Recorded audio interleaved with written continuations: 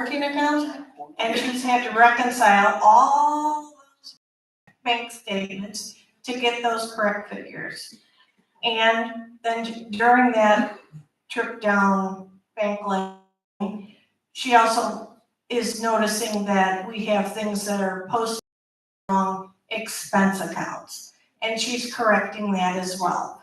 So even though there might be an overcharge in electricity and it should have went to water and sewer, we still had to pay it.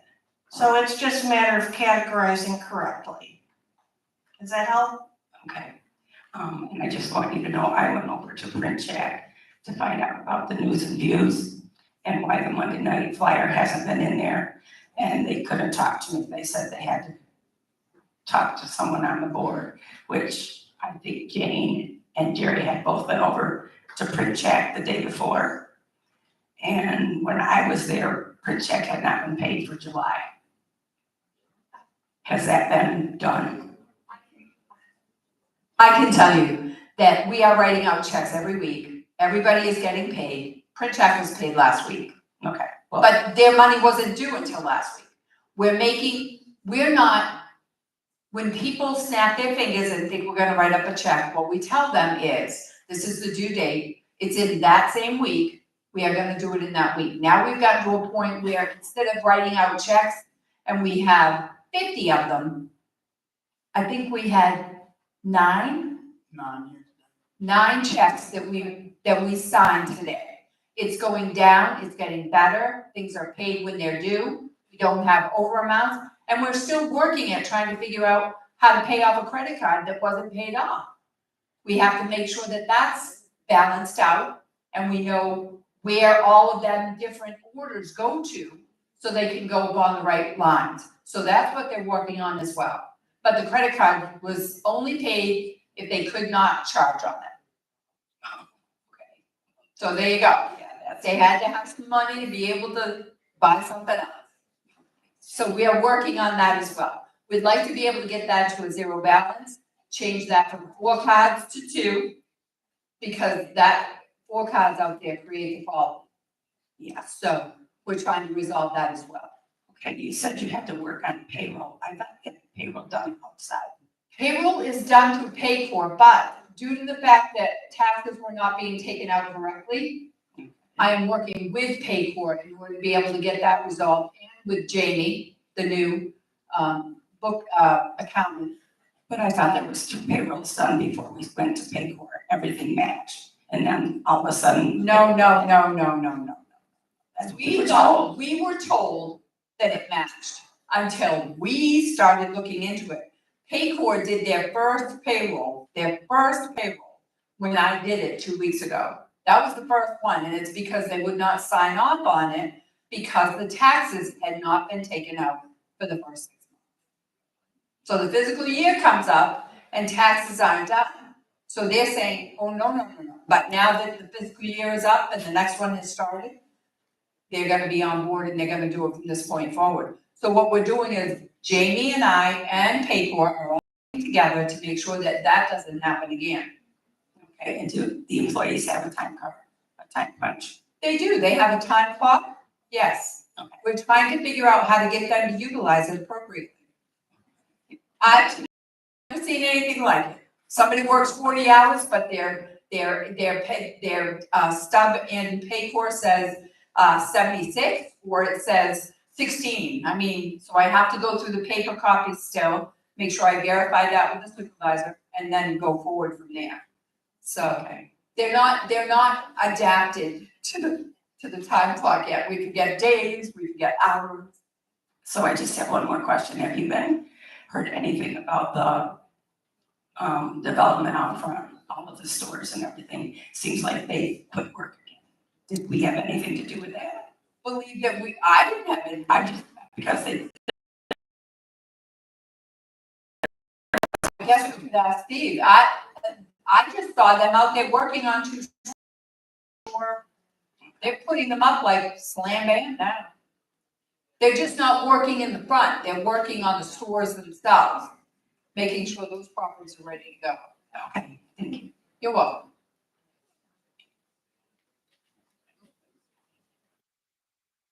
It's still on. Melody, Unit 1. Quick. And a quick question. You triggered up something when you said someone had a credit card that they were using and only paying on it when they couldn't use it anymore. Please tell me you took the credit card away from that person. Okay. And you bring. Yes, I'm the big bad evil ogre. I took it away, so. Why they weren't doing that? Why Well, weren't they doing that? they were asked on several occasions. There was no real response to, And exactly what were they buying? Things for the community? we're going through the whole, all of the credit card statements, all of the Amazon kind of stuff, all of those things. Will we get an accounting of that? So that it's Yes, something- absolutely. Because that person should be prosecuted Um, and held accountable. I'm sorry, I worked for court for 34 years. That's illegal. but we're not happy about it, but we're trying to resolve it. Resolve it, but there also should be charges. Okay, we'll see what we can do. Remember, proof, proof, and proof. We will. I'll share the podium with you. Oh,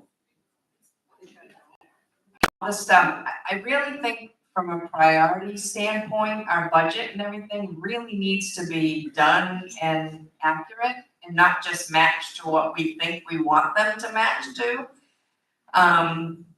Is there a printout of all the CDs that Jim Westbrook had opened, where they ended up being, what we've accumulated with? Any of that stuff? Ended with, are they closed I can now? tell you, we have how many? Was there 14? 14 banks. Okay, 14 banks, 25 CDs. And all of that will be a known fact just as soon as it's all up to date. And I can assure you, this young lady is not going to match or try to match. Try is not a word to use. She's not going to try to match the bank accounts to what's in there. It will all match and it will be appropriate and right, or she will keep looking until she finds it. Okay, so that answers the, if we don't come out clean with what we had in the past year or two, the monies are gonna be missing and she's gonna actually dig down into where it possibly would have gone. This young lady is also the forensic auditor. So as soon as she gets us to a leveled place where we are right now, she will be digging into the rest of that, yes. Okay, I had just made a comment the other day on Facebook about the priorities and stuff, and I really think we should spend more time on the open items that we have. Every meeting should be an update on open items, or there should be an update on websites and stuff for open items. Open items? Yeah, I mean, we have a lot of open items. We do? In the community. We don't? Do we not have a lot of open items? Okay, well, if everybody wants to just put them on a list and make sure they email them to me, I'll figure out what they are. I don't have time to go through the past board meetings to pick, the ones that we've been involved in, we don't have any old business. That's open business, correct? Yeah, I'm not talking just this board, I'm talking about, there's been open items that should have carried on from board to board to board. Shoulda, woulda, coulda. Okay, so, Nothing I can do about that. I have to deal with today. but when you took over, there were Yes. open items from Yes. the previous board. Correct. Those should have been as far as top priority. Right, they should have been addressed, like, okay, this is what we're doing from a new board perspective, but this is what we got left behind. So I just have a feeling that we need, from residents' perspective, I'd like to see, I don't care how you do it, either these monthly meetings or websites or text or whatever. Okay, Yeah. so you would like to be able to see those open-ended pieces? Yeah, So anybody out here that wants to volunteer to watch those and make sure that they come up with those open-ended, put them on a listing, and then we'll move forward with them. We will do that just as soon as the finances get situated, the employees and the training get situated. I mean, I was in payroll today for 7 hours. I don't get paid for doing that, but I was there. okay, I don't feel bad for you. I don't want you to feel bad. I don't feel bad because I understand that a lot of these volunteer positions, and I feel for you guys. But again, you volunteered for it, and you feel bad for what you've inherited. Okay, so all the stuff that you've inherited, and it's, my big thing is the money is still a big issue, right? But the other thing is, you know, like you guys spent 20 minutes the other day on pool noodles. You know, I don't care about pool noodles, I Well, wanna so know there what are the some people Sonic that do. No, I get it. I wanna hear the Sonics. You Yeah. know, I wanna hear the updates on the buildings, I wanna hear the updates on the finances, I wanna hear the updates on the employee situations, I wanna hear the updates on the pools. You know, those are the things that are more pressing, I think, from a resident perspective. Okay, well, I can tell you, until we have 3 quotes about the saunas, there's nothing we can do about them. We need to have 3 to be able to go by, but there are not very many there's not very many commercial sauna places that will come in and take care of that. Especially when the fire is taking place, they want the exterior done first. Is that another problem as far as this whole building being as old as it is and all the wiring and stuff needs to be addressed? They were very clear that somebody, what do you call it, for lack of better verbiage, monkey rigged the wiring behind there and therefore it smoldered and glued together. So that's what created the black soot on the wall. So until they won't be responsible for that. So if we have an electrician come in, which we have, but we have to get the sauna company in as well. We had 2, but one of them doesn't do it anymore now. Okay, so do you guys have a list that you guys work off as far as priorities? Yes, Okay, so do you share that with the residents at all? payroll came up today. Share the listing of what we're working on. I guess we could do that. We could put it on the website if you guys want to see that.